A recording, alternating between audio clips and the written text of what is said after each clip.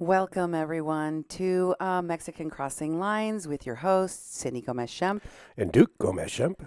You're listening to 88.1 FM KPPPLP Fargo Moorhead, where we are adding local color to your airwaves. And tonight's show is going to be devoted to the future business downsizing, the downsizing of everything. The downsizing of everything, the inevitable downsizing of everything in this country due to the pandemic. And I've been thinking about it a lot. The inevitable conclusions that you begin to draw once you start thinking about how many of the businesses that are closing their doors or that did close their doors during the pandemic stay-at-home orders in most states, they just won't be able to recover. And what that means for unemployment, for all sorts of things. And it is not with any sense of joy or hope that I think about these things, but I think that we have to be pragmatic. And I think a lot about what do we need to do right now. Yesterday I shared one of our viewers' tips on what you could do with your stimulus check, including buying items that will help you preserve food, put food up, whether you're canning or whether you're drying, dehydrating things, and a sort of long-term plan for how you survive a longer period of time on less resources. And the reason for that is we need to begin to accept that we're going to have problems economically and otherwise related to this pandemic for a long time. I'm not talking about months, I'm talking about years. And what does that mean for us now? All of that I'm going to cover tonight, just to have a real serious heart-to-heart with all of my audience about the acceptance of the reality of what's coming for the planet, for us, especially here in the United States. Because pretending that we're going to reopen and somehow get the economy restarted, and that in a few months, that like the president said today in his meeting with governors from around the country, that the fourth quarter is really going to pick up, and then next year we're going to do more business than we've ever done before, maybe even more than we were doing before the pandemic hit. I mean, I love our president's enthusiasm, but I'm just being logical here. I don't think that's possible. And I don't mean to be contradictive. If there was any way that that dream were true, I would love nothing more than to go along with it, than to cheer on that dream. But I think it's irresponsible. I think it would be irresponsible not to actually be pragmatic and go, I don't know if that's going to work. Maybe we should have a plan B. I'm the type of person that's plan B, plan C, plan D. And also, what do you do if things don't work out the way you wanted them to? That's all we're doing here. We're thinking of other things that we can do. We need to have a plan, A, B, C, D. And I mean, if I'm honest, I want people in America to be as successful as possible post-pandemic. So I'm going to give it to you straight, and I'm going to tell you why everything will be downsizing. But before we get to that, I want to thank all of you who've been sending me information. Some of you may notice that I'm using it on tonight's show.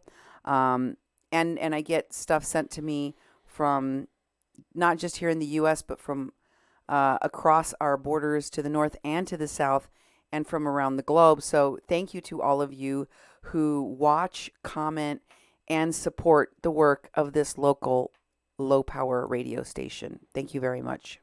Definitely. And also another favor you can do for us is share this out. If you're on Facebook, share it out on Facebook. If you'd like to send a link to the YouTube channel, get some more people watching, get some more people listening. I notice I get my YouTube notifications right away, but my Facebook notifications that we're going live don't come till 5-6 minutes into the program. So it's already started by the time I find out about it. But I know about it because I'm on it, so that's why I'm here. But if you want to get a hold of us, you can call 701-566-0917. Just leave us a message. You can leave a message up to 3 minutes on the message line, 701-566-0917.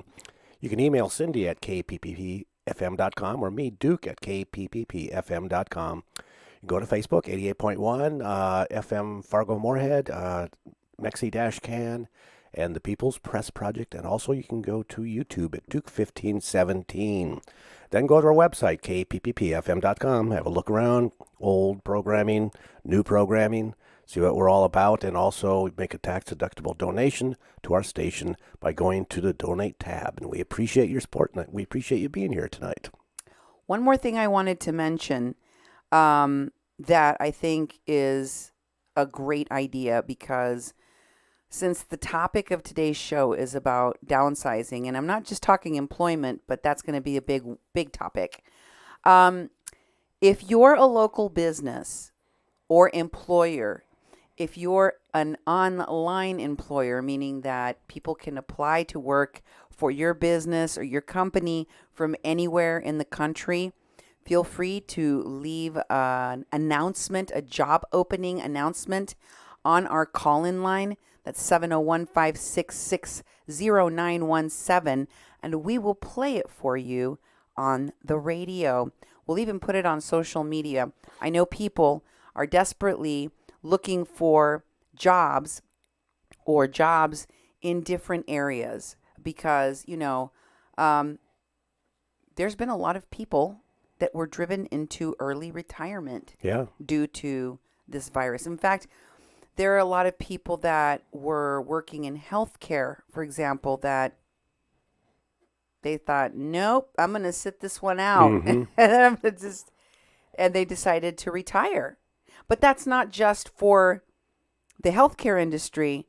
All across the board, people have been, kind of forced to retire early because this is not the best of times to be trying to keep your job when businesses are closing and companies are closing left and right. So let's take a look at the numbers across the globe.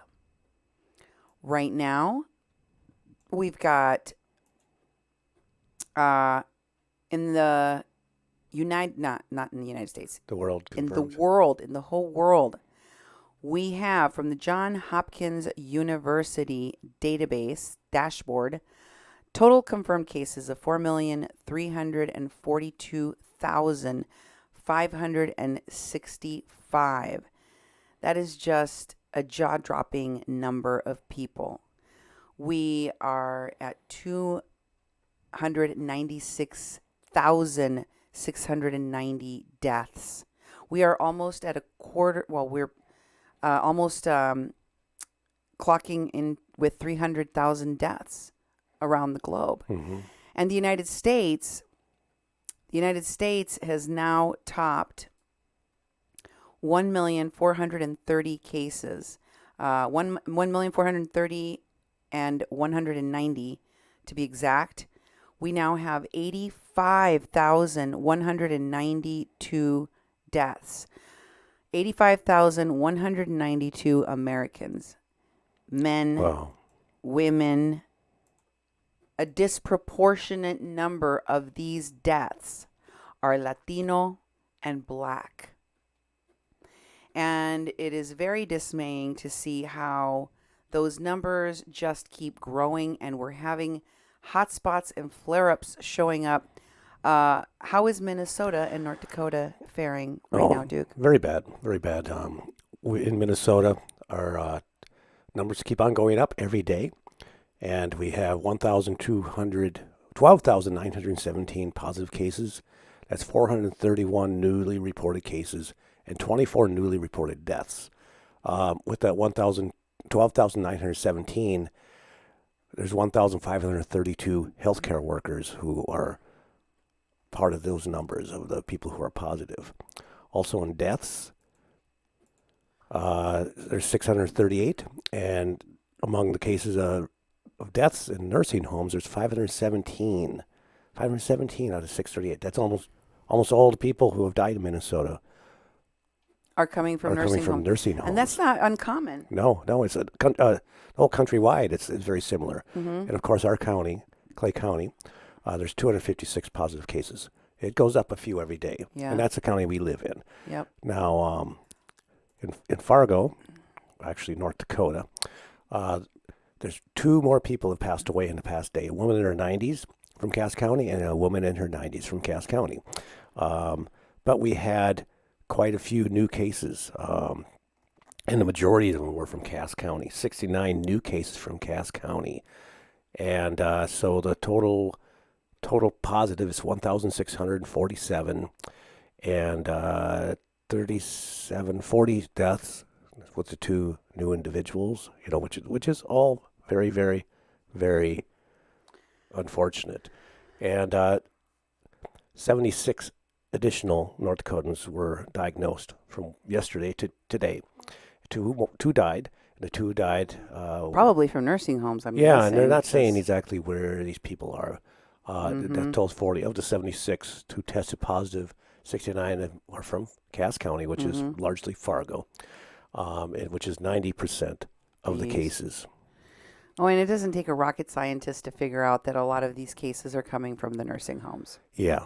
I mean, even, Andrew Cuomo, the governor of New York, had to backpedal because he had put out the order that nursing homes had to take recovering COVID residents back into the nursing homes, which, I mean, that's a no-brainer.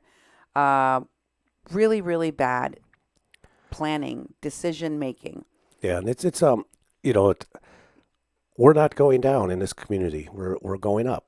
And when I hear Governor Burgum talking to the president today and boasting about North Dakota, how one of the lowest rates in the nation, tell that to the 2 people who died yesterday and their families, who didn't need to die from this.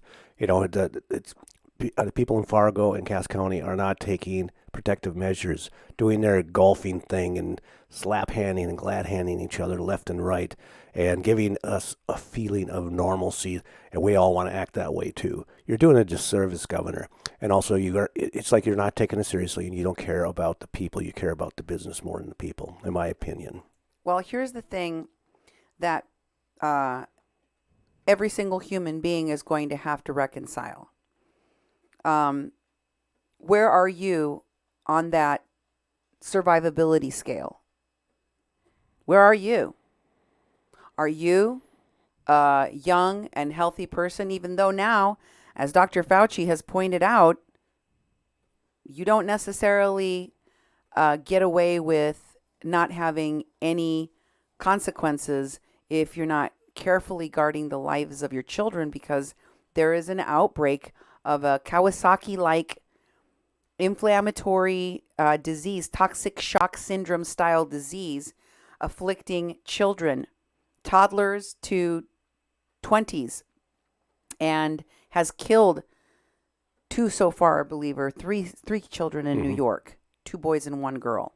So this is now being discovered across the entire country. We know that this disease now affects more than just the respiratory system. It affects the heart. It affects the liver. It affects the kidneys. It affects the brain. It affects the nervous system.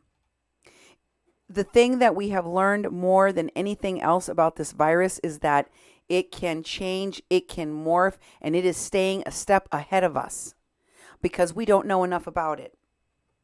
And I'll tell you, sadly, one of the challenges that we are going to face in trying to go back to some kind of normalcy in this country is our own population fighting against the disease, fighting against stopping the contagion, fighting against stopping the spread. Remember about a week ago, I sat in this chair and I told you that there would come a time when people would begin to openly reveal to you that not only is it their right to go outside and not have to wear a mask and not have to protect those that are vulnerable, they have a right not to get tested.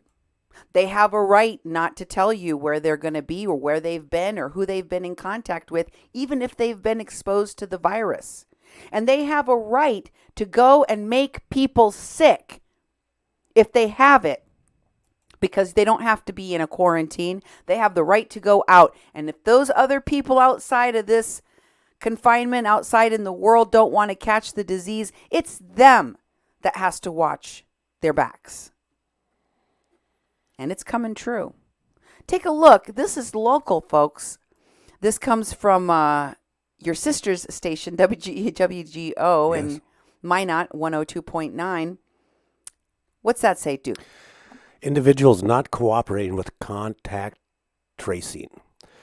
First District Health Unit Director Lisa Clutie says the health unit has run into trouble with an individual in close contact with COVID-19 positive people not cooperating with health officials. Clutie says so far 3 individuals have been uncooperative with the contact tracing process, but she did not release which communities these individuals are from. The issue with one of the individuals was resolved last night, and one was not able to be reached, and another has refused to monitor and self-report symptoms. They refused to monitor their own symptoms and report them. That's right. Clutie says these individuals are not cooperating with contact tracing. There's a chance that they may be not be self-isolating and may be out in the community and spreading the virus. She feels it important for the public to know that this is a possibility. Clutie reminded the public that the state guidelines allow for local authorities to involve law enforcement to require compliance. To involve law enforcement. They can call the police on them, they basically. call the police, and that basically you can get fined up to $1,500 and 30 days in jail for not complying with the state. So, these people are like, I'm not going to have anything to do with this, and they're just going to go out if their life is normal, and they can just say, I don't have to do this. I have no responsibility to the community when it comes to this. Well, think about all of the people that have been protesting. Think about all of the people that have been out without wearing masks, that have no symptoms, that may be spreading the virus, but they don't have symptoms. Now take that same person, give them a phone call and say, hey, one of the people that you were hanging out with just tested positive for coronavirus. So we need you to monitor your symptoms and let us know if you start feeling sick. Mm-hmm. And they're like, no, make me. Yeah, really. This is what we have to contend with. This is not going to be an isolated case from the way things are going here in America. It's going to be common for people who have the virus to be out in the community knowing they've been infected and not wearing a mask because it's their God-given right to spread the virus if they so feel like it, and to make other people sick, to infect other people. And are we going to enforce the law? Are we going to charge someone with terroristic threats, murder, or attempted murder if they come into contact with you knowing that they're positive, or they could be, and they feel that they need to cough on you or lick you, like I've shown you some people are doing? I don't know. My guess is no. My guess is no, because we haven't had the force with which to enforce it. And it makes me sad that this issue, a health crisis, has been politicized. But for those of you who have an underlying condition, who, if you become sick with coronavirus, are much more likely to die from this coronavirus, you hear me, you understand what I'm saying, right? Because if you're like me, who's had cancer and has a compromised immune system because of that, then you can't afford to get the coronavirus. You can't afford to come into contact with anyone that's had it or that might have it. You can't afford to go out in public and take a risk that somebody might cough on you, that somebody might touch you that has it and pass it on to you so that you catch it and die from it. Or someone like me who's had asthma since they were a child, who up until recently got hospitalized for their asthma at least once a year, at least, who's had walking pneumonia, who's had bronchitis frequently. If you're a person like me and you have an underlying condition, be it fibromyalgia, be it Crohn's disease, be it rheumatoid arthritis, diabetes, high blood pressure, if you have any underlying condition that makes you more susceptible to death, or if you're just a senior in this country, if you're over the age of 55 years, then you are at higher risk of dying from this disease. In fact, as you've seen, the majority of the people that are dying are older Americans. And apparently, that's okay. I don't know when it became okay. I never thought that this was a country that felt like that. In fact, I have such a love and a respect for the older people in my family. When this pandemic started, one of the first things I did was to continue to call and even argue with my father until I convinced him to fight for his life. To fight for his life, because as a senior with an underlying condition, and as a Latino who I know is going to be called back to work and told, go ahead, go risk your life, I thought, no, I have to do whatever I can do to try to save my dad's life right now, to make sure my dad survives this pandemic so I can have a dad, so I can still have a dad, and so his grandchildren can still have a grandpa, so they can still have their abuelito.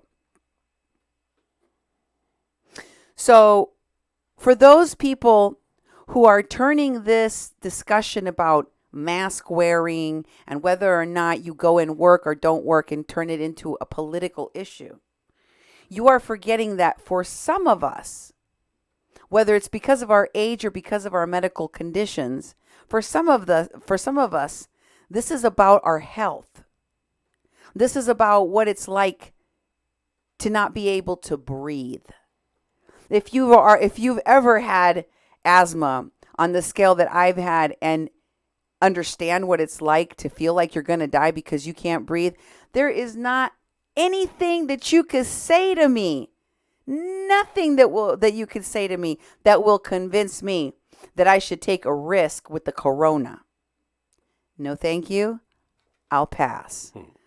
I don't need there's not a thought running through my head like, I feel like I should just go out and try to get it and get it over with. Those kinds of things don't cross my mind because it's very real, a very real life and death decision for me and for people like me. And I gather that every single person that is in my shoes or that has a loved one like me in their life, they're going to do everything that they can to survive. And I don't think that's going to change. What do you think, Duke? Yeah, I think the things you're talking about are like very true, very personal. I think that people haven't made it personal.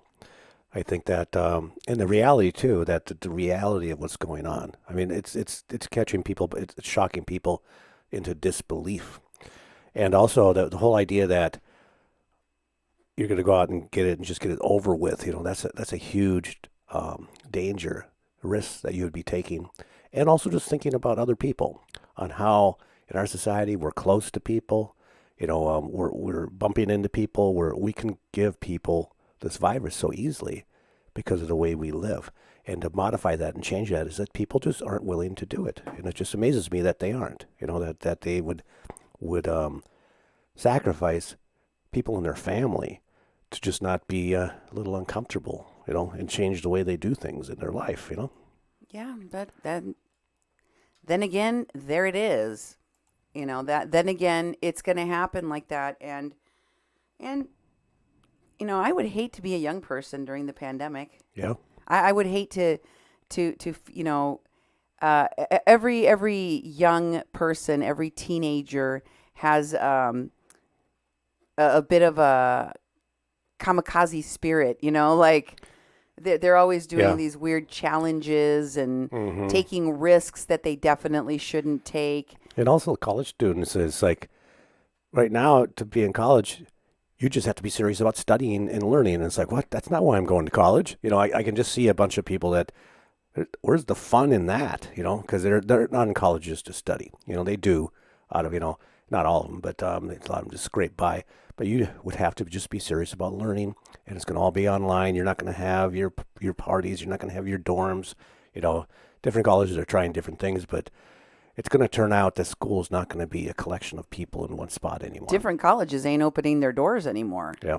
Different professors just got laid off. I Yeah. mean, earlier in the year, they did a bunch of very, it's very hush hush, quiet, but a lot of people lost their jobs. Yeah. And that isn't going to be fixed overnight.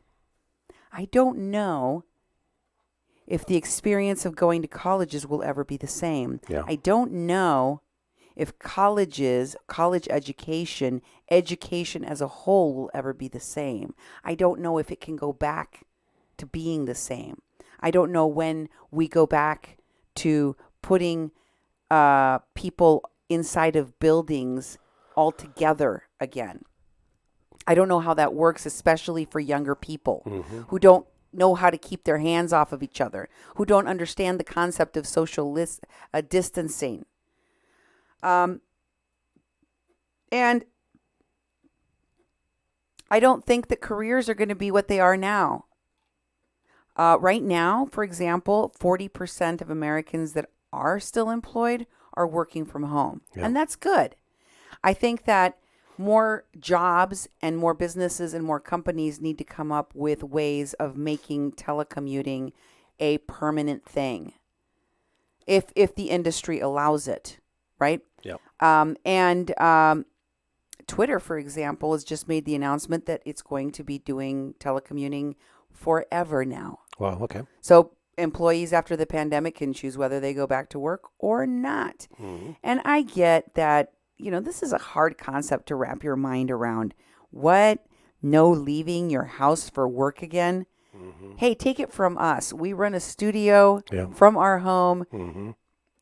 It's super cool. I mean, Yeah, you can walk around in your underwear, in the middle of your Section 8 apartment, Duke, stop it right now. You stand up and you show people you're wearing pants. I can't.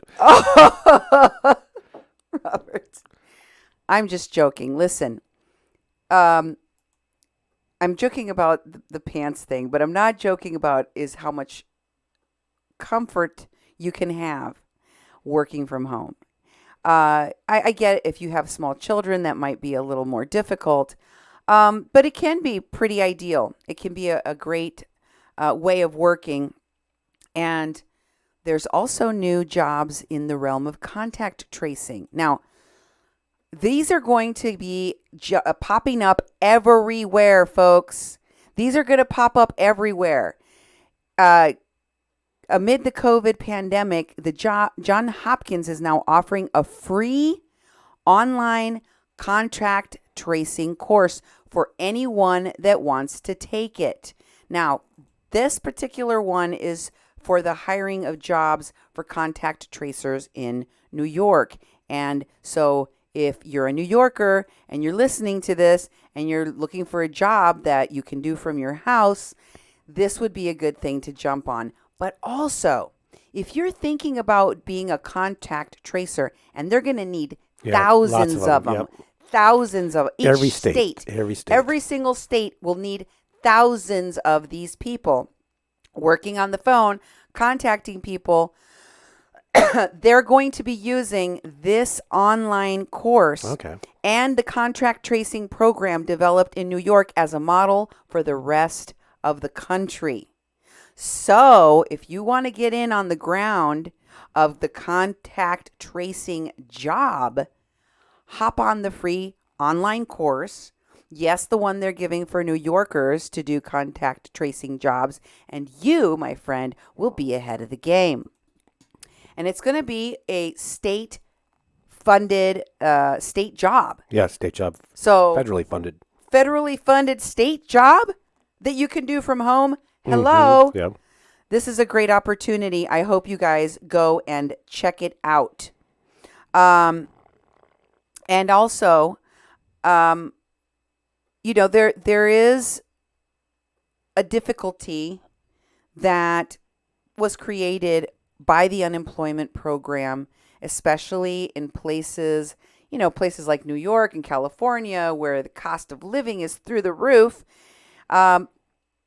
It didn't cause the kind of problems that it has caused for places like North Dakota and Minnesota, where people earn minimum wage or less than minimum wage. Many people have even 2 jobs. And then all of a sudden, the unemployment package gives them $600 more per week. Well, if you've been paying attention to my reporting here, you've heard stories about how local businesses like the Vinyl Taco had a bunch of people walk out. Mm-hmm. And now in the Minnesota Public Radio has published this story saying that restaurants are facing a staffing problem. Unemployment just pays better.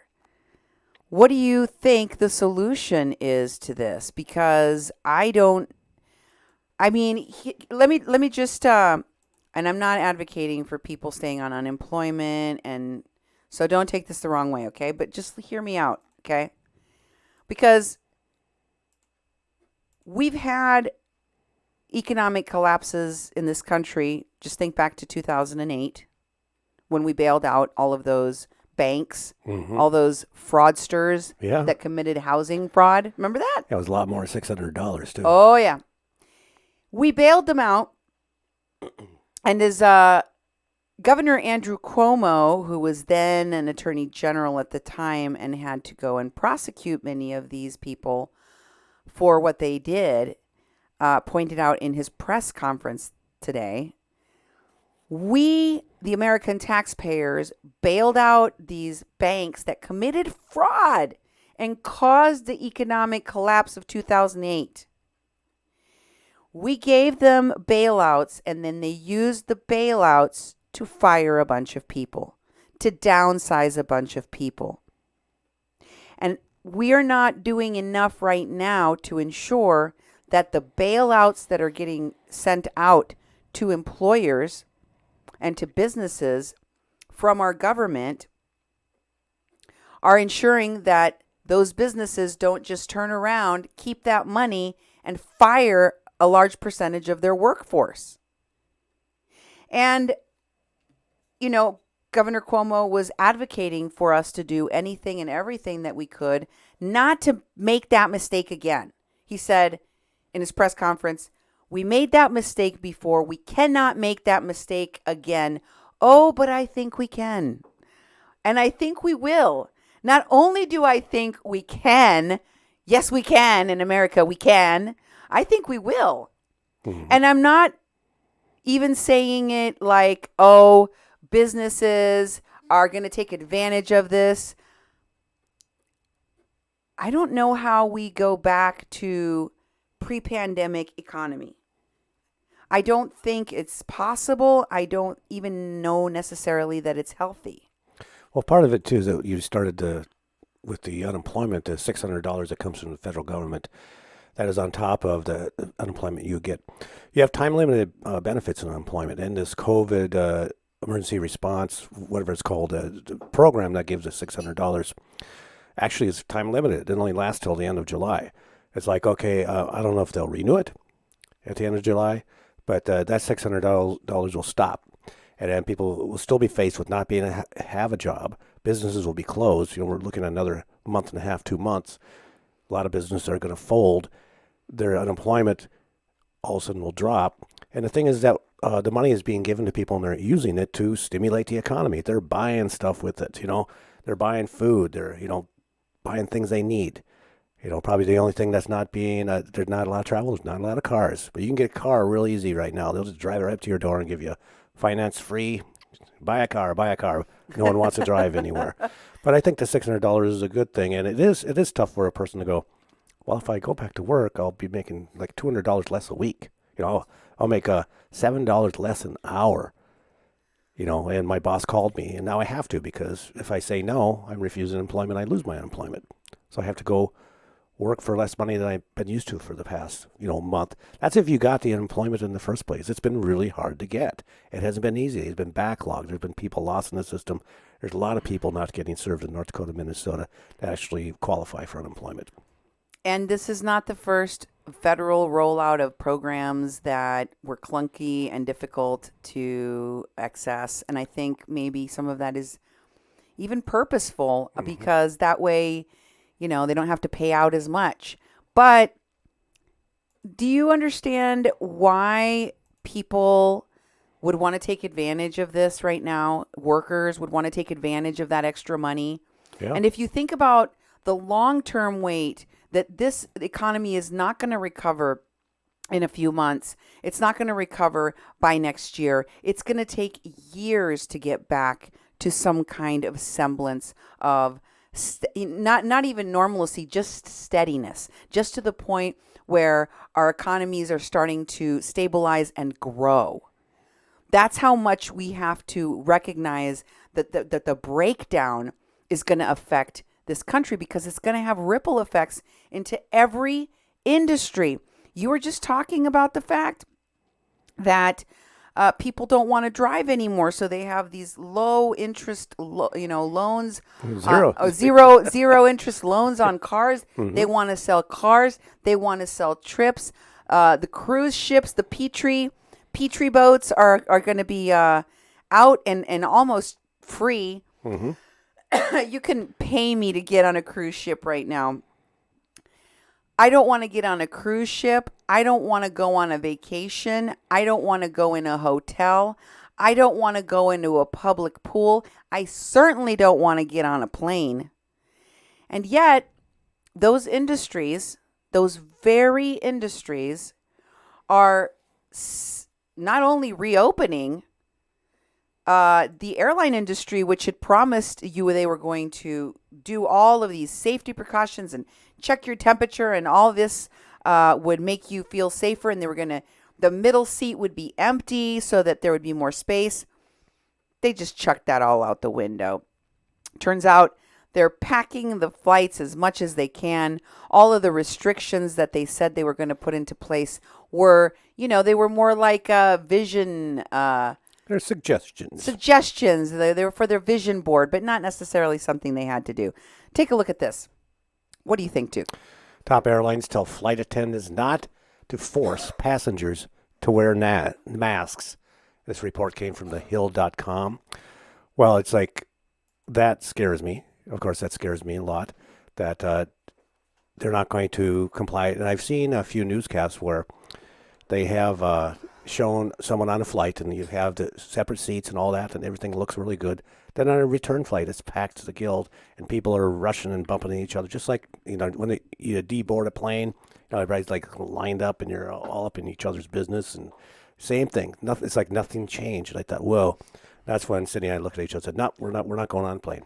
Recycled air. Yeah, It's not like they can open a window up there, that's true. right? Right. You're breathing the recycled air. They're not making other people wear masks. That's where I draw the line, folks. Okay? That's where I draw the line, because here's the thing. This is why we can't have nice things. For all of you who are saying, "Oh, Cindy, you're being unfair." Listen, you can shoot the messenger if you want, but it's not going to change the reality of the future. The reality of the future is this. People are not going to feel comfortable going out into the world, especially if there's someone like me who has a compromised immune system and could die if they get this coronavirus, and just tell them, "Oh, it's time now for you to go outside. You'll be fine." No, if I go to businesses like Costco or wherever, and I don't see the level of cleanliness, I don't see the level of care for people who are seniors and for people who have compromised immune systems, I'm not going to shop there. I'm going to be shopping online. I'm going to be doing whatever it takes to preserve my life. And I have every right to do that. Everyone has a right to protect and to preserve the life of their family members and their loved ones. And that's exactly what I think folks are going to do, especially older Americans. Older Americans are going to vote with their dollars and with their feet. And those same older Americans, many of them who are in these nursing homes that have been overlooked, ignored, where they're allowing people to die left and right and no one seems to care, well, it looks like they're now thinking about lifting restrictions, which makes no sense, relaxing federal control over U.S. nursing homes. Is this the right time to be doing this? No. I don't think so. The federal government is considering rolling back infection control requirements in U.S. nursing homes, even as the long-term care industry residents and workers are overwhelmed by coronavirus. A rule proposed last year by the Centers for Medical and Medicaid Services would modify the amount of time infection preventionists must devote to a facility from at least part-time to sufficient time, an undefined term that lets the facility basically decide how much time they should spend on this. The regulation has not yet been finalized, but CMS last week defended its proposal, saying it aims to reduce regulatory burden and strengthen infection control. I don't know if this is the right time for them to be tweaking it. Before the pandemic, I still don't think that you want to decrease your infection control inside of a nursing home, but during a pandemic is absolutely the worst time to do it. Yeah. The coronavirus has already had, in the 16,000 long-term care residents and staff, that more than 16,000 people have already died from COVID from these facilities, according to USA Today and U.S. government data. And nearly 97,000 residents and staff have tested positive for the virus. That is a staggering number. That is almost 100,000 people. That is at least a third of all of the deaths in the country. It's wrong. And you know who else? You know what else may never be the same again? And thank you to the teachers out there that reached out to me. My stepmom is a teacher. There are many teachers in my family. And many of my friends are teachers. And I got to tell you, folks, the teachers are scared. In this public school review article, you can go to the link in the comments of our show to check this out. It's been thought, the headline here is the pink slip deadline. Tens of thousands of teachers are at risk. This is terrifying. Thousands of teachers across the states have received pink slips, and in one school, every single teacher was handed a pink slip. Learn about the pink slip deadline and how budget-strapped districts are trying to cope. Folks, a lot of this is happening out of earshot, out of sight, and people don't even know about it. But if you care about teachers, and I think parents that have been homeschooling for the past couple of months, probably appreciate the teachers in their lives more than ever before. Many of them are going to lose their jobs right now, folks. In an industry that has historically been considered mostly recession proof, the current economic slowdown is taking its toll on teaching. Pink slip deadlines are looming at many school districts all across the country, where administrators are suddenly faced with the unthinkable task of laying teachers off in the classrooms. Several state budget cuts have forced the hands of many school officials, who are warning parents, students, and staff that the pain of the reductions could be felt across the board. In states like Rhode Island, California, and Wisconsin, this problem is being amplified. In places like Rhode Island, they may have massive teacher layoffs. But this is going to be a problem in every single state. So if you're a parent right now and you're wondering how long this scenario where you homeschool or where you have to find alternative education for your children is going to last, maybe forever. Maybe going back to school as it was will never be possible again. Maybe you will have to go to private tutors or private schools because state budgets have been gutted. The economy in the states, they have huge holes in their budgets. And if they don't get a federal bailout, they're on their own, then guess what they're going to do? What do states fund? They fund law enforcement. They fund first responders. They fund schools, right? Right. That's what they do. Mm-hmm. Do you disagree with me? I think this is going to be a major problem unless pennies rain down from heaven. Well, it's definitely going to be a major problem. It already is. You know, they're not finishing school this year, and they can't send all those kids back to school next fall. I mean, this is a huge problem in this country. Yeah.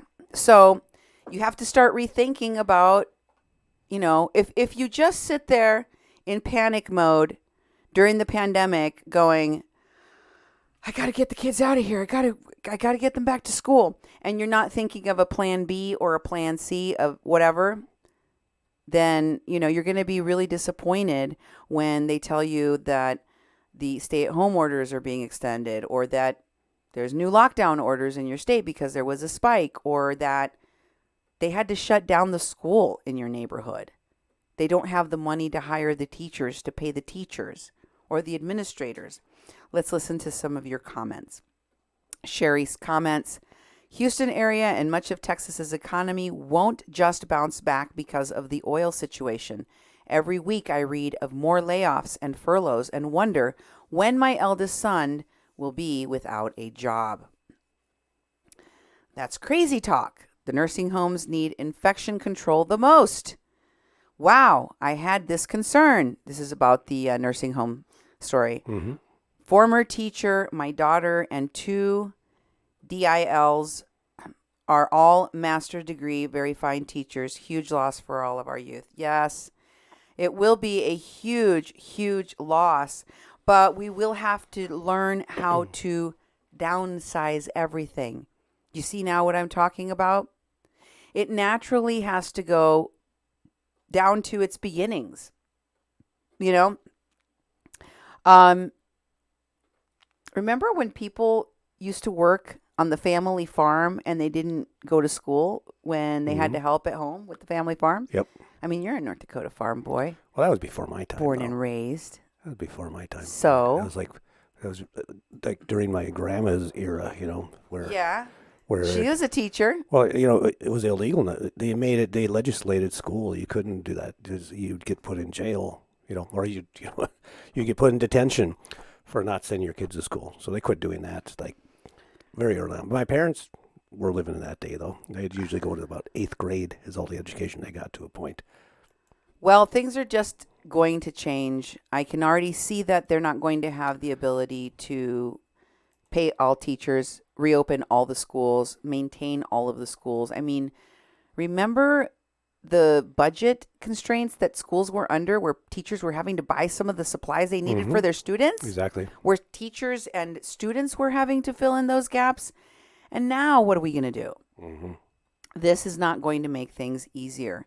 And if all of that weren't bad enough, it looks like we have a case similar to the ones we saw coming out of South Korea, where people that had already been hospitalized and released after recovering from COVID ended up back at the hospital.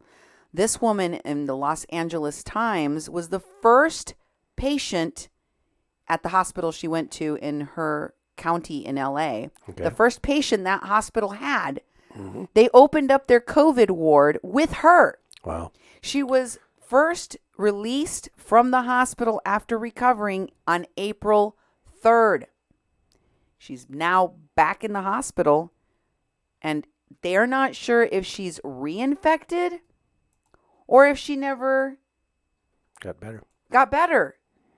But she said she felt fine. She recovered. She tested negative twice, right? They test you. In a 24-hour period, you have to test positive negative twice, and then they let you go and they tell you you're COVID free. Somehow she's not. So what does that mean?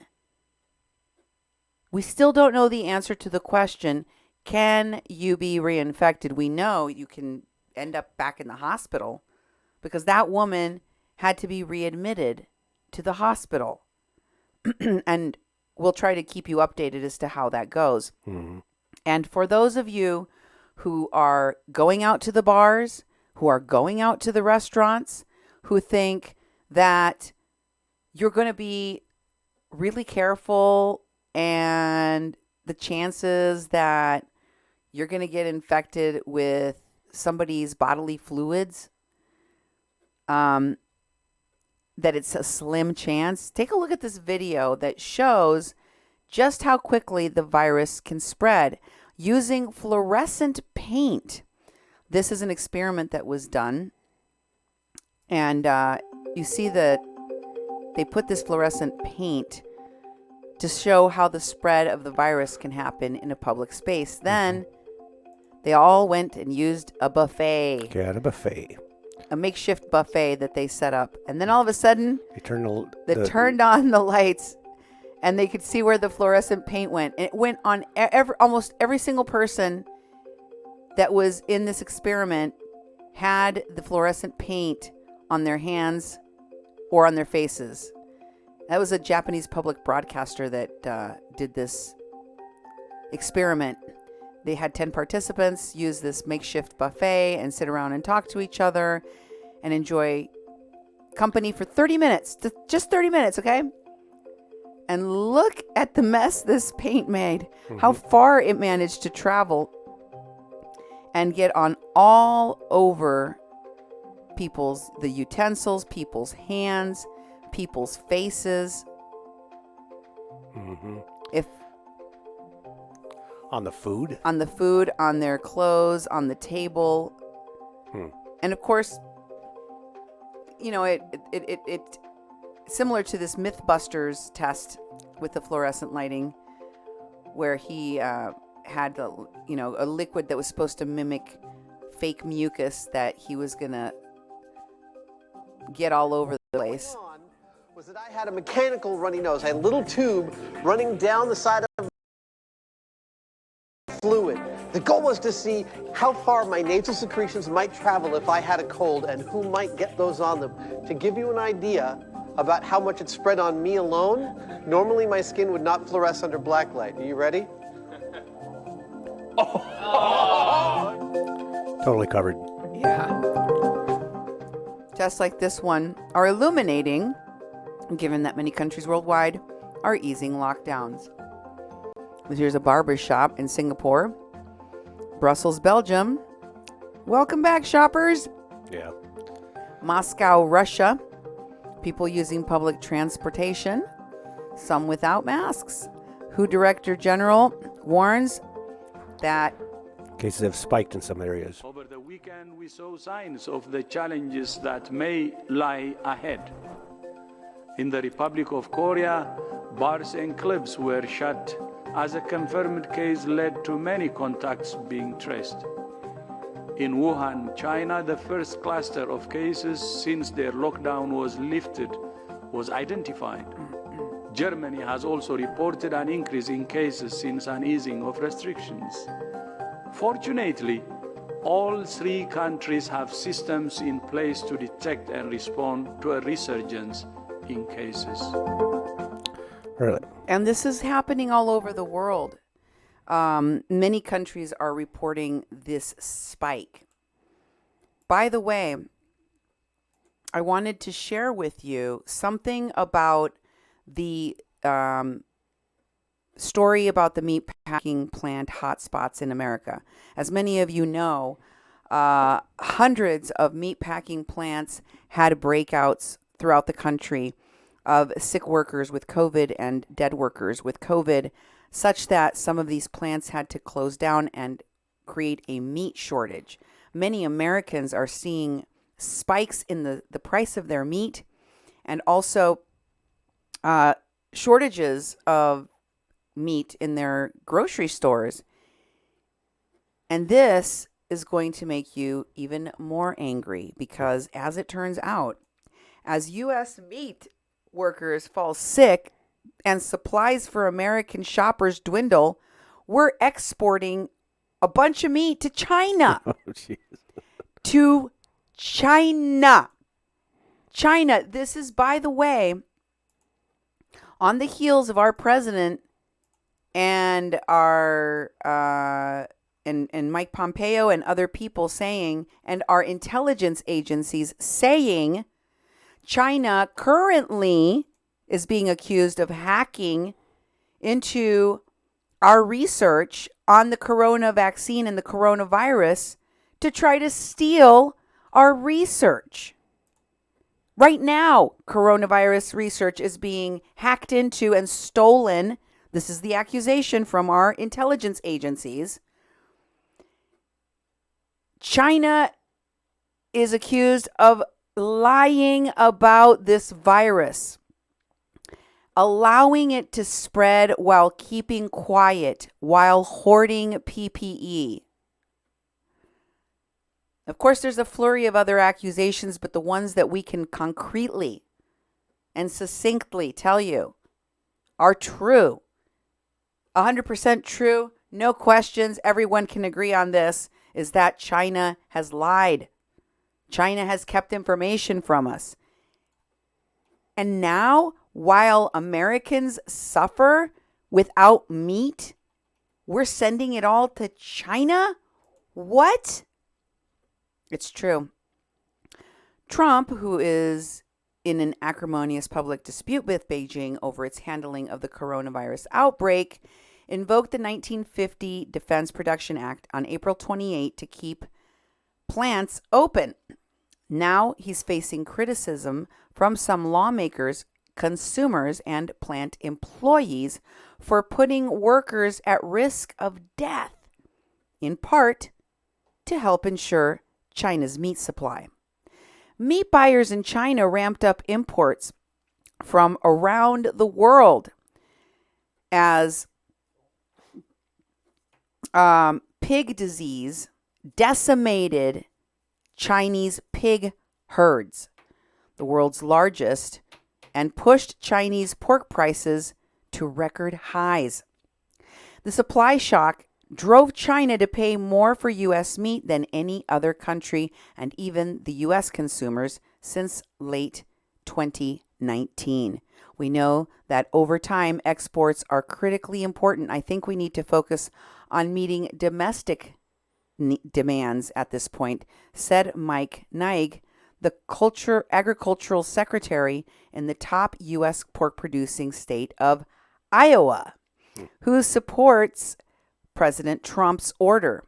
Processors, including Smithfield Food, owned by China's WH Group, Ltd., Brazilian-owned JBS, and USA's Tyson Foods, Inc., all temporarily closed about 20 U.S. meatpacking plants as the virus infected thousands of employees, prompting meat packers and grocers to warn of shortages. Some plants have resumed limited operations as workers, afraid of getting sick, stay home. The disruptions means consumers could see 30% less meat in supermarkets by the end of this month, and at least a 20% hike in their prices from last year, according to Will Sawyer, lead economist at the agricultural lender CoBank. While pork supplies tighten as the number of pigs slaughtered each day plunge to about 40% since mid-March, shipments of American pork to China more than quadrupled over the same period of time, according to U.S. agricultural data. For those of you who are just tuning in, you're listening to A Mexican Crossing Lines on 88.1 FM, KPPPLP Fargo Moorhead, where we are adding local color to your airwaves. Duke, don't you think it's ironic that we are forcing American workers with the Defense Protection Act of 1950 and a declaration from our president so that we can export the meat to China? Well, it's It's a little ironic. well, it's ironic on the surface, but if you actually look at how this country works and where things go that we make and how they aren't made for the United States, soybeans, for example, they go to China. In fact, we would never use the soybeans and all the soybeans that are the farmers are farming, but they're sending them to China. Wheat is going to Asia, going all over the world. Oil, all the oil, that whole pipeline, the XL and all these pipelines, the DAPL stuff. None of that all that oil's going across the ocean. It's going into big tankers and it's leaving this country. So it's like when you start pulling the curtain back at the industry, and also the industry is owned by other countries that you just named off, several countries owning businesses in the United States. It's not for the American people. Oh, no. And I get it. I mean, most of the things that we produce in our country, we are, in a globalized market. So we produce things for other countries. Other countries produce things for us, like our clothes, our shoes, but it is like shocking. our phones. It is shocking when you're told that you have a shortage and they have to close down plants and they open it up again and they're not giving the meat to the people. That is shocking because we are suffering from But this it's also during a pandemic caused by China's not talking to us, not telling us the truth, and people are dying because of that virus, especially in this industry. And on top of that, on adding insult to injury, we're exporting most of that meat back to them. Yeah. That's a little bit much to swallow. Yeah. And speaking of people getting accused of hacking, guess what's happening in Ohio? Ohio has stopped kicking its workers off of unemployment after a hacker targeted its website. The state is reconsidering this policy of, removing people from unemployment as states reopen and people go back to work. And, those employers are required to notify the state that people didn't want to come back to work so that they can be kicked off unemployment. But this article in Vice, which I'll share the link with my listeners and viewers so they can check out the whole story, shows that the state of Ohio is now reconsidering its policy of taking people off of unemployment after a hacker released a script that automatically submits junk data to its COVID-19 fraud website, which allows employers to report workers who refuse to go back to work during the pandemic. Okay. So they basically hacked the site and they had to stop taking people off of the unemployment rolls for refusing to go back to work during the pandemic. The state previously set up a fraud website encouraging all employers to contact them and report people refusing to go back to work, angering the workers and the labor rights advocates in the state. And then state officials say that they are now reconsidering that policy after Motherboard reported that a hacker created a script to flood the COVID-19 fraud website with junk data with the goal of making it impossible to process any of the claims. Wow. No benefits are being denied right now as a result of this person's decision not to return to work during the pandemic. We will continue to evaluate this policy, ODJFS Director Kimberly Hall told Cleveland.com. A representative from the Ohio Department of Job and Family Services did not respond to a request for comment on this article. Well, that's creative. I don't know if other states are going to get away with that, but it's definitely an interesting response to the problem of having to return to work during the pandemic while also wanting to collect that extra money, right? Because people definitely wanted to collect the extra dollars. And, it's rough being a regular old retail employee, working these service jobs, having to interact with the public directly. And it's a thankless job and an increasingly dangerous one these days. Yeah, no Take kidding. a look at Samantha McCune Clark's post from social media. She works at retail, and she recently posted that workers are punching bags. I guess she said she was assaulted by a lady who came in. They didn't have the swimming pool that she ordered, and she threw a fit and started throwing things off the counter. And when she was asked to leave the building, she viciously attacked this retail worker named Samantha McCune Clark, hitting her in the face and basically cutting open her eyelid pretty badly. Take a look at these pictures of the injuries. She did have to get stitches on her face, all because somebody lost their mind, lost their cool. And in Huntington Beach, we had more arrests recently as people defied orders to stay off the pier, and as they were protesting, went down to the pier anyway and got arrested. Take a look at some of the images. Gavin Newsom is a tyrant. Open all businesses. Give me liberty or give me death.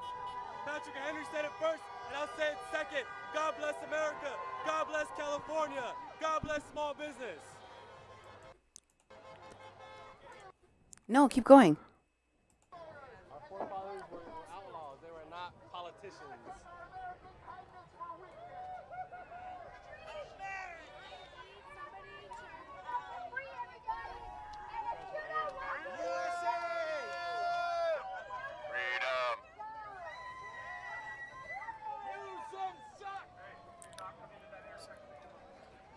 There is no social distancing there, is there, Duke? Nope, none now.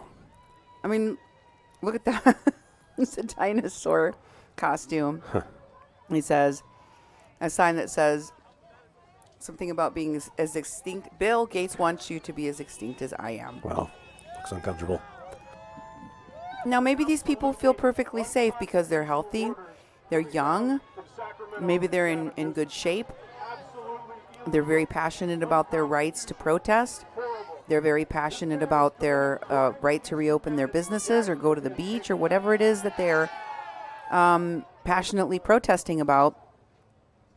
But there are a lot of people, vulnerable people, older people and vulnerable people that honestly would be very in danger in a situation like this, would be at high risk of getting sick. So those folks should not attend protests like this. If you are one of the people that are at risk, there's an older gentleman right there. You have to make a decision. And you have to be very careful with your own health. And you know what? This is not just happening at protest. People that are reopening their businesses are also showing some armed defiance in response to orders extending stay-at-home rules or telling folks that they yet cannot open their businesses, like tattoo parlors. Take a look at this one, for instance. Armed militia-style protesters have helped businesses across Texas defy coronavirus lockdowns and reopen their businesses. This one is out in front of a tattoo parlor. The business owner wanted to open up and she was afraid that she was going to get fined or arrested or that her customers would be hassled. So she called one of her friends with an AR, an automatic weapon, basically. Yeah. And he came down to help keep the police and the authorities out, I guess. Huh. I don't know how you feel about this, but I think it's going to become a more and more common thing that you will see around the country. For those of you who've been paying attention, the announcement of the news that the Department of Justice was dropping the charges against General Flynn were halted when a judge decided that he would hear arguments and is receiving briefs, including amicus briefs, before allowing that decision to go forward, before issuing an order on that. Apparently, the Department of Justice can't just drop their investigation like that. And as you know, the president has also weighed in on Roger Stone's situation. Well, now, and I don't know if the president had anything to do with this, but Paul Manafort was just released from prison to home confinement amid coronavirus concerns.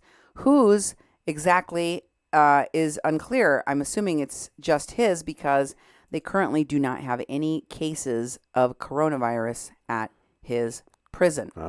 But he's afraid that he would catch coronavirus if it breaks out.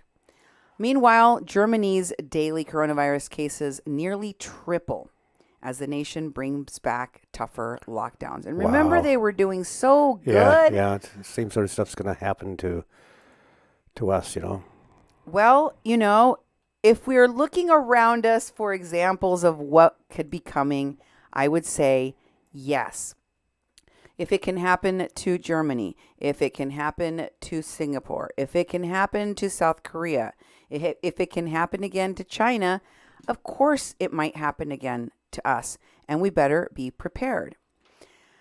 Meanwhile, I wanted to share some of the activities of the local Native American activists like Chase Iron Eyes, who I recently showed you was sharing increasingly threatening and violent, inciting posts, getting people to go out to protest against the state of North Dakota's authorities, possibly the National Guard, in a standoff where they are blocking entry into their any checkpoints into their reservation.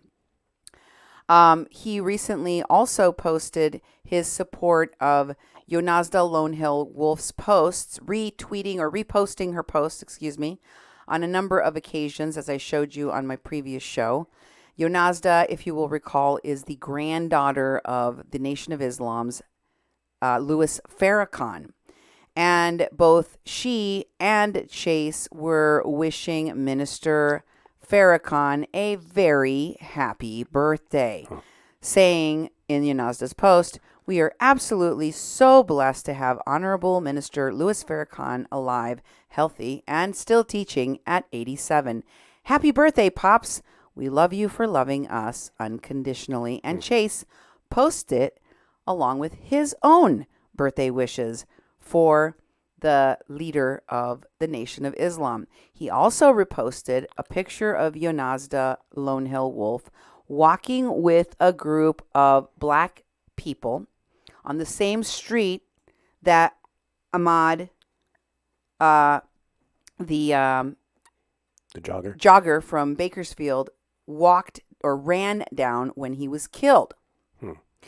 And then I want you to look at this post that was shared also by Chase about picnic.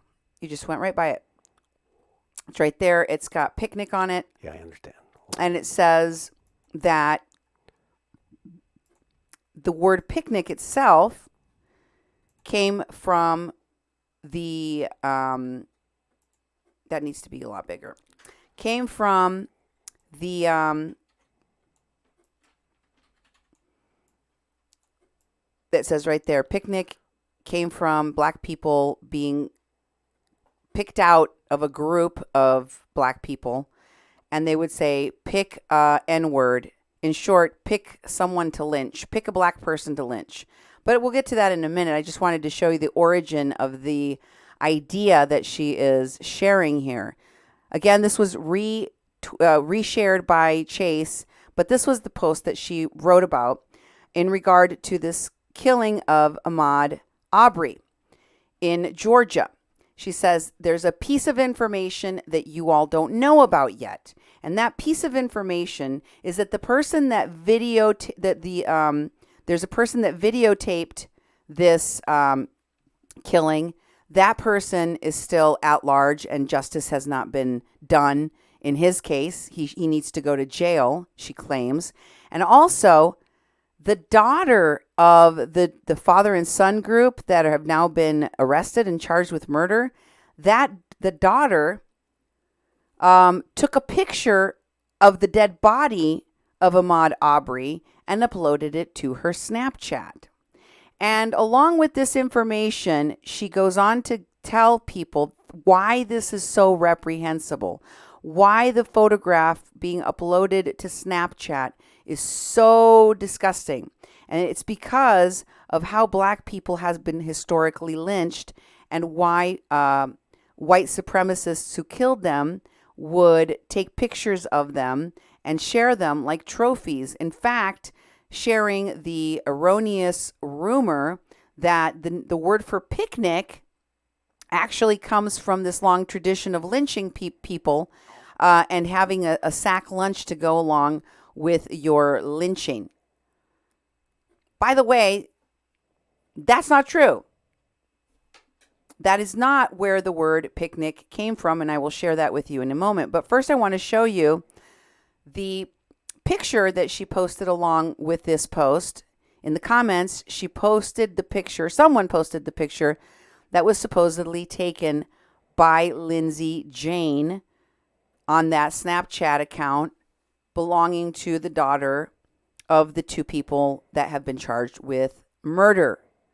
And that is the lifeless body of Ahmaud Arbery laying in the street shortly after he was murdered by these two men. And then she also posted a video of her while she was live streaming out there when she went on that trip. That you see the picture, she's walking down the street with all of those folks. Well, she also did a video where she's that's the wrong video. That's the Huntington Beach video, where she is walking down the streets. In this first clip, it's shortly after she gets to the location where they're going to hold a vigil / protest, whatever you want to call it. And they are telling folks that are local. It's like she gets out of her vehicle and starts doing a read on who's there. For those who are not familiar with these activists, both of these activists, Yonazda Lone Wolf Hill and Chase Iron Eyes, are activists from the Standing Rock Pipeline protest of 2016.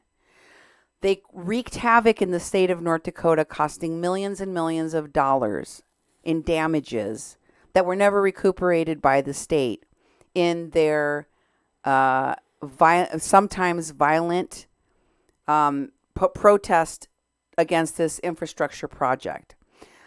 These people operate on shock and awe. A lot of times they are doing the opposite of what they claim that they're supposed to be doing, which is protecting the sacred. They're putting people at risk in many cases. And I've been showing the hypocrisy in the difference between what they message and what they actually do. So for those of you who are unfamiliar with these two activists, or as I have been calling them, con artivists, I'm bringing you up to speed. And I'm showing you some of these clips from their latest activities because we're in a pandemic.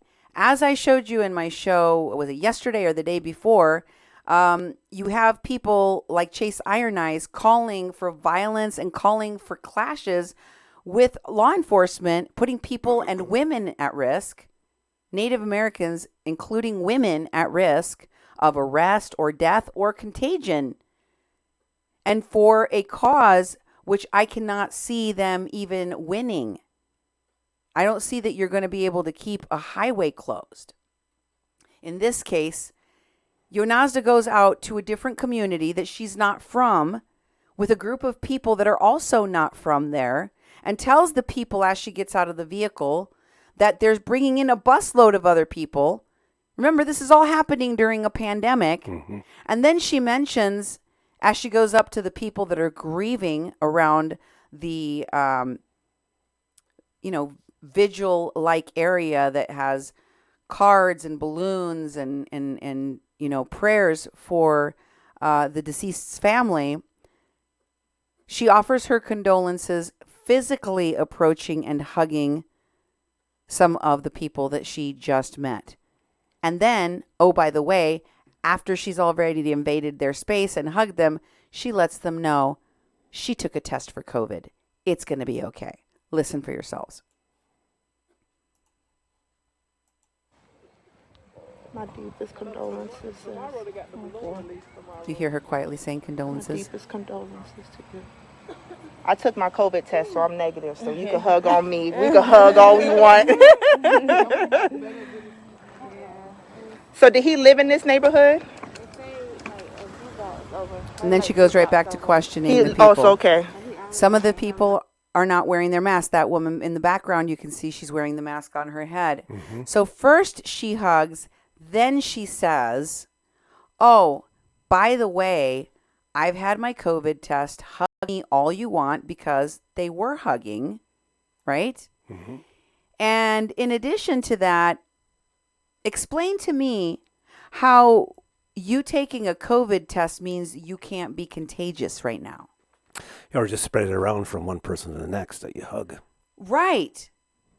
Or that person couldn't be giving you this illness. Mm-hmm. Or how it's okay for you to be traveling to other cities or other states, not for life-saving medical treatments or taking someone's supplies that they need to survive, but to protest, to try to make yourself relevant, as Yonazda Lone Hill Wolf continues to do, especially among communities of color, recruiting for the Nation of Islam, as she tends to do wherever she goes, while putting people at risk during a pandemic. That's the part I object to. The hypocrisy is what I object to. Brenda comments, I am totally against the pipeline. Good for you, Brenda. Whatever side of the argument you are on, I will tell you that what I have come to learn and what I have been exposing on my show is that a lot of these activists are hypocrites, and many of them are criminals, dangerous ones, people that, in the case of Kathleen Bennett, put an innocent woman in jail and put her mother in an early grave. These are people that have been accused of serial rape, that have been accused and convicted in many cases of rape, of assault, of child abuse, of trafficking people, smuggling humans. So I feel the need to call them out. And in the case of Yonazda, she was part of, and if you heard of the Jussie Smollett debacle, she was part of that. She was also part of that Nathan Phillips hoax against the Covington Catholic School kids that took place in Washington, D.C. She took part in that as well. So it looks real nice. Oh, she took a carload and a busload of people all the way out to Georgia to help these people grieve. But during a pandemic, that might not be the best thing. Take a look at how she spreads this idea that the word picnic comes from this rumored racist origin, which is, it's untrue. You know what I'm saying? And then we got to come back here. We got to come back. We got to keep the pressure on, because there's still another man free. Exactly. There's still another man free. That shouldn't be. You know what's so sick about the man that's free is the fact that, see, what they do is they always photograph and video their trophies, whether it's an animal Or they used to hang us from trees and take pictures of us in front of trees. So what he was doing was videotaping, recording his so-called black trophy. That's why they call it picnic, for a pick a nigga. That's what picnic come from. No. That's where barbecue come from. No. All that, that's why I was all like, that's where it come from, pick a nigga. No. So they always take pictures. So that's why he was videotaping it. And thought it wasn't gonna come out. Thought it wasn't gonna come out. Yeah. Look, this whole situation with this jogger is disgusting enough. You don't have to embellish it. The video speaks for itself. Even the president has called this heartbreaking. Yeah. You don't, Yonazda Wolf does not have to embellish it, lie about it, trigger people who are in mourning, whip up the anger and whip up the hatred, and do it by lying to people about things like the origin of the word picnic. That's not where the word picnic comes from. And I'll show you that in just a moment. Here's the wiki. Can we jump ahead real quick? Just scroll. There it is. There it is. The wiki for picnic. The word picnic actually comes from the word pique-nique, which is earliest usage was in print form in the 1692 edition of Tony Willis's Origine de la langue française, which mentions pique-nique as being of recent origin at that time. The term was used to describe a group of people dining in a restaurant who brought their own wine. Really? Nothing whatsoever to do with pick an N-word for lynching. That, by the way, her rumor and misinterpretation of history, that is an old trope. It's not the first time people have repeated that lie or heard that lie. But Yonazda and Chase are good at grabbing onto, finding people that are in pain and, triggering that pain, triggering the historical trauma of other people, using it to get them to react. Take a listen in this next clip. This is called The Sister. Are we right here? Okay, so this is right here. Thank you so much. This is the sister who was on Snapchat standing over his body like a... Y'all, hold on. I can't take this and say this. Y'all, this is a sister standing over the body of a mine on Snapchat. We need some justice with that, too. Confiscate the truck. They want the truck to be confiscated. They want a citizen's arrest of the guy that videotaped the incident. They're putting out the information of this Lindsay Jean. And I want to jump ahead to the phone Lindsay Jane, because that screen capture of that phone that you saw there, if you jump to the next one, there's the original post from J. Marie. This, if you saw that video, the video is public. So is this post where a woman that lives in this community posted the Snapchat, the Facebook link to this Lindsay Jane McMichael, the sister of the two men that have been arrested and are charged with the murder of Ahmaud, because she was the apparent author of the picture that you saw, which many people say she uploaded to her Snapchat. And this enraged a lot of folks. So they posted her information.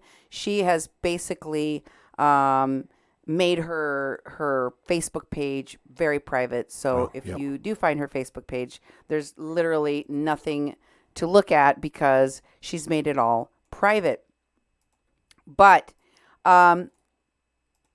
that has not stopped these folks from going out there and making this misrepresentation of organizing during the pandemic, because Yonazda doesn't just go out there and hug people and tell them that she is COVID negative. She tells them, what do you want to do?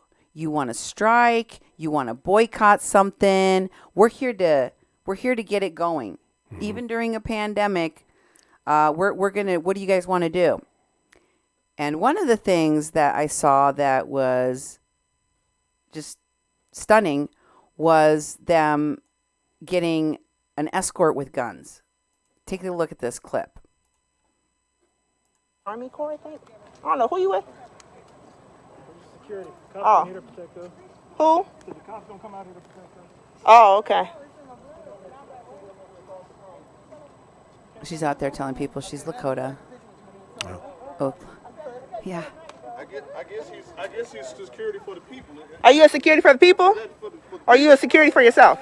He's got a gun, a semi-automatic weapon. Oh, okay. That's what's up. He's security for the people. Yeah, that's right. That's right. Black power. That's what we need in every neighborhood. That's what we need in every neighborhood. Patrol the streets in every neighborhood. Well, we even thought about organizing an open carry march through these streets. Hey, do y'all realize that Jacksonville is having a protest at 5 o'clock? Okay. Whatever side of this issue you're on, let me tell you, violence is not the answer. Yeah. It's not the answer now. It wasn't the answer before the pandemic. It's not going to be the answer now. And it really hurts me and it scares me to see so many people escalating it to the point where they got to have guns. Yeah.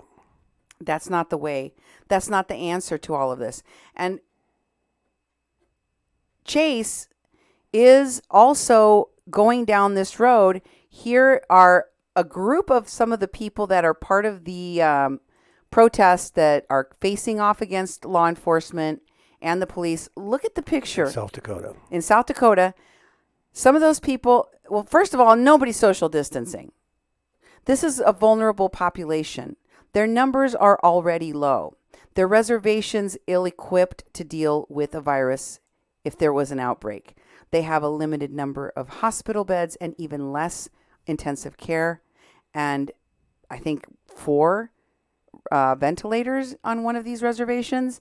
I mean, how can you justify putting all of these people together in this close? Exactly. And without proper masks or anything. Yep. This doesn't even need to happen. And it's not going to stop people from using the highway in the end. Take a look at this other one. This is another one of Chase's posts that he made. On May 11th, he wrote, "We need organization now. We need organization right now. Those bastards are designing a legal and military plan to force their will. We, the new Middle East." Excuse me? Wow. We're the new Middle East? Big shout out to Lakota vets. All our U.S. military vets fought for America, gave their lives for this POS country with the POS POTUS.